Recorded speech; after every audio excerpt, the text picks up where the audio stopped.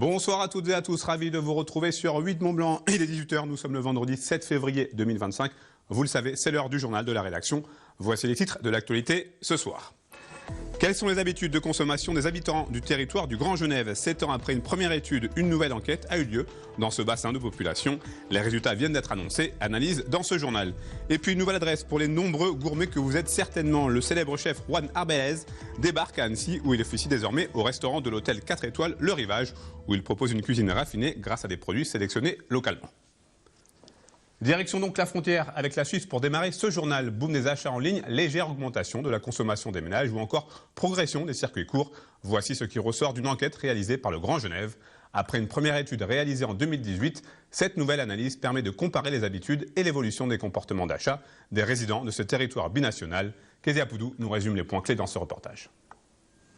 Qui consomme quoi, où et comment? C'est la question à laquelle tente de répondre l'enquête qui a été présentée à la presse ce jeudi matin. Ce sondage réalisé auprès de plus de 9000 résidents du Grand Genève a pour objectif de connaître et de comprendre les habitudes de consommation dans ce bassin de population. Un chiffre est ressorti de cette étude et il concerne le commerce en ligne. Ce n'est pas forcément tous les produits qui sont touchés de la même manière.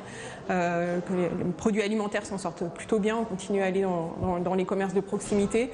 Par contre, ce n'est pas le cas bien sûr pour tout ce qui est plutôt l'offre, ce qu'on appelle équipement de la personne ou équipement du foyer, donc des achats plus occasionnels. La vente virtuelle de produits non alimentaires qui représentait 228 millions d'euros en 2018 a été multipliée par 3,5, atteignant 809 millions d'euros en 2024. Cette donnée confirme donc l'intuition des commerçants qui ressentaient une évolution des comportements, une tendance que les autorités publiques vont tenter d'inverser. Notre mode d'action, c'est vraiment de voir comment on peut renforcer le commerce local. Alors ça passe par l'aménagement du territoire, ça passe par des conditions d'accès à ce commerce local, ça passe par une valorisation de la qualité des produits et du service du commerce local en fait. C'est-à-dire, les gens continuent à consommer, à aller physiquement dans le lieu. Alors, d'une part parce qu'il y a de l'alimentaire, mais même sur le non alimentaire parce qu'il y a une prestation derrière. Et comment est-ce qu'on peut la valoriser? Certaines communes aussi disent il faut soutenir les commerçants à travers une politique foncière qui leur permette d'avoir des arcades à meilleur prix, ce qui aide quand même le commerçant à mieux gérer son chiffre d'affaires. Plus 5% de chiffre d'affaires ont été enregistrés sur les principaux pôles commerciaux du Grand Genève, mais parmi eux, beaucoup sont en recul. Une observation qui traduit le caractère obsolète de ces zones commerciales périphériques selon les élus. Je crois très sincèrement que c'est plus l'avenir. Je pense que l'avenir, c'est pas supprimer les zones périphériques, bien évidemment, c'est les transformer et leur trouver sans doute une multifonction. Une multifonction, c'est-à-dire une fonction de commerce toujours, mais aussi une fonction productive, de production, et une fonction, pourquoi pas, d'habitat, puisque là, on rapproche l'habitat de l'emploi. Plus largement, la consommation dans le Grand Genève a légèrement augmenté, passant de 15 300 euros par ménage en 2018 à 16 300 en 2024. Une évolution qui s'explique simplement par la croissance démographique du territoire. Les flux d'achats transfrontaliers restent quant à eux stables malgré l'évolution du taux de change. On reste dans le domaine des chiffres avec la Chambre de commerce et d'industrie de Haute-Savoie qui présentait son traditionnel bilan de conjoncture pour l'année 2024. Principale conclusion de cette nouvelle mouture, l'économie haut-savoyarde se contracte. Nous avons pu joindre Philippe Carrier, le président de la CCI de Haute-Savoie, en visioconférence. Il nous en dit plus. 2024 a été une année difficile pour de nombreux secteurs d'activité. Industrie, avec une industrie notamment dans la vallée de l'Arve du décolletage qui a du mal à avoir de la visibilité, notamment sur les marchés automobiles, avec des entreprises en très grande difficulté dans ces secteurs de sous-traitance, avec un marché également allemand qui est également en difficulté sur son marché intérieur, donc des difficultés pour l'industrie. Des difficultés aussi pour le commerce, puisque ça fait quelques années aussi que le commerce est attaqué par la vente à distance et également subi des difficultés du fait du niveau de pouvoir d'achat qui est en diminution globalement. Secteur de la construction, du bâtiment qui est quand même en difficulté maximale, notamment la promotion immobilière, la production de logements. C'est un manque de visibilité globale qui fait que les ménages ne consomment pas, donc ne consomment pas du logement. malgré une détente des taux d'intérêt, parce qu'on a eu quatre baisses des taux d'intérêt depuis quelques mois, mais également un problème de confiance des chefs d'entreprise qui n'investissent plus, et c'est un vrai sujet. La saison touristique a été plutôt positive en montagne à Noël, avec un carton plein sur deux semaines.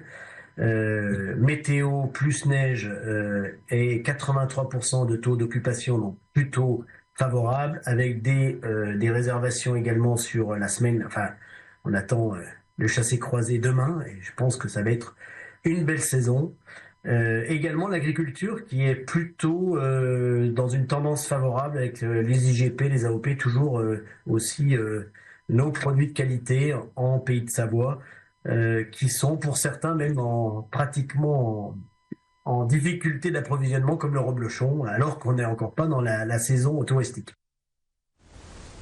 Après les 2 premières éditions à guichet fermé, les nouvelles gauleries ont à nouveau animé les galeries d'Annecy ce jeudi soir. Ce rendez-vous du rire voit monter sur scène à chaque fois 3 artistes qui se produisent pendant une vingtaine de minutes chacun.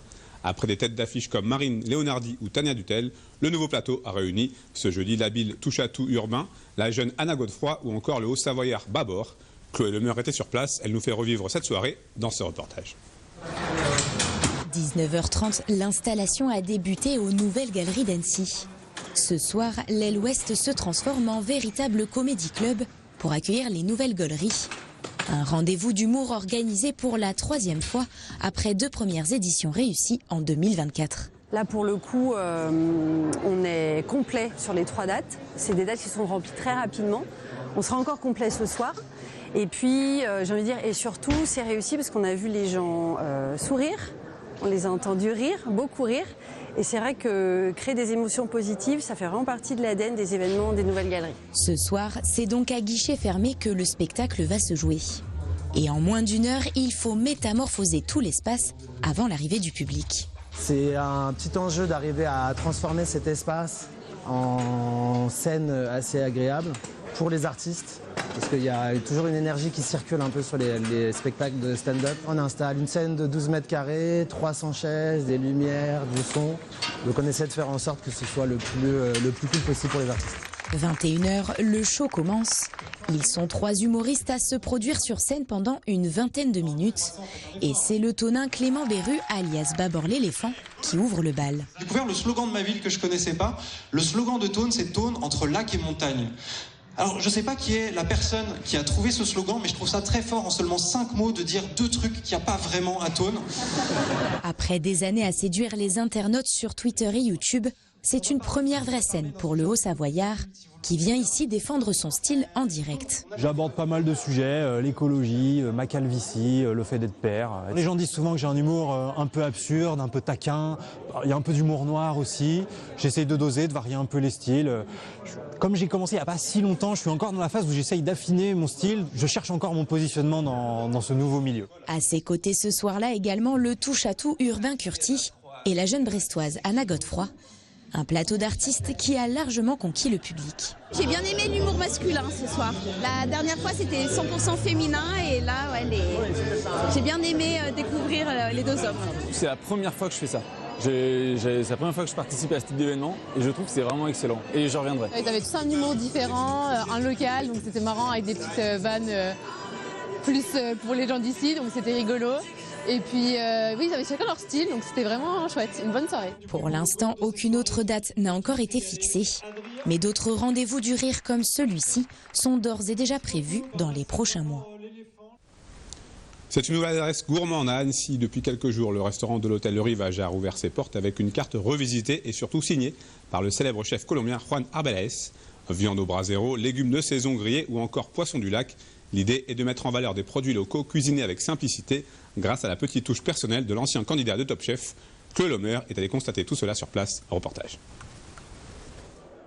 Ça s'appelle l'ONA, c'est un lieu dans lequel on vient, on mange, on déguste, on se régale, on partage, on danse, on rigole. Mais voilà, c'est un endroit dans lequel on a envie de partager des souvenirs, je dirais. C'est dans cet esprit que le nouveau restaurant du Rivage a ouvert ses portes il y a quelques jours. Un concept où la carte est signée par le célèbre chef Juan Arbeláez. Une adresse supplémentaire pour celui qui compte une quinzaine de restaurants en France, dont un à Tignes. Et ce n'est pas un hasard s'il prend attache cette fois-ci à Annecy. Je suis tombé sous le charme la première fois que je suis arrivé. J'ai fait une course à pied autour du lac. J'ai mangé et bu l'apéro chez Johan Comte. J'ai vu la richesse de produits, de chefs étoilés, de gastronomie, de passionnés.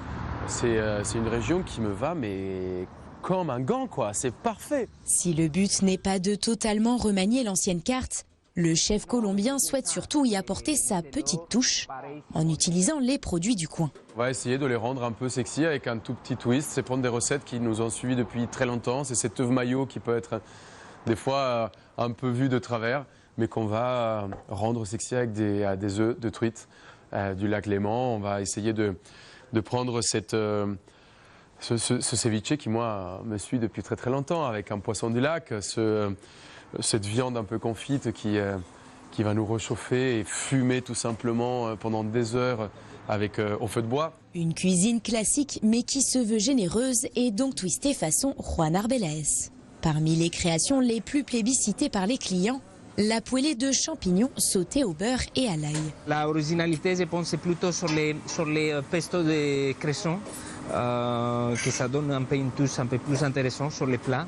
Après, vous avez les côtés parmesan que ça va faire un joli mariage avec les champignons. Voilà, c'est les textures, les saveurs et puis les visuels surtout. Une entrée qui semble d'ailleurs bien faire son effet auprès des clients. À l'image de ce couple venu tester ce midi cette nouvelle adresse. L'assiette est arrivée, le nez sur l'assiette, c'était déjà un régal. Et puis après, à la dégustation, aucune déception, que du bonheur. On retrouve cette sensation de forêt, et les champignons tellement bien présents, avec un escuma qui nous ravit. Franchement, c'est parfait. Ceviche de maigre, tartare de bœuf ou encore filet de maigre font aussi partie des plats signatures.